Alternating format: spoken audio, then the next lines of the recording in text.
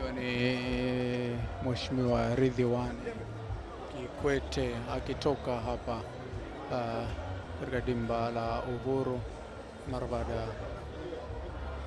Huyo ni Abbas Talimba, mbunge na mmoja ya mbunge Abbas Talimba na mkurugenzi wa SportPesa Tanzania akitoka katika dimba.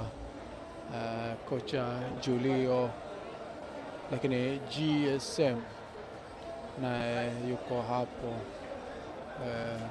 tajiri GSM ndivyo ambavyo anatoka katika dimba hii,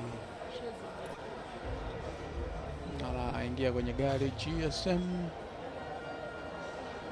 na ondoka namna hiyo.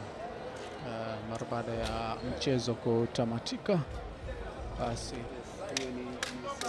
GSM anaondoka hivyo akiwa na gari yake baada ya kupoteza mchezo huo kwa mabao mawili.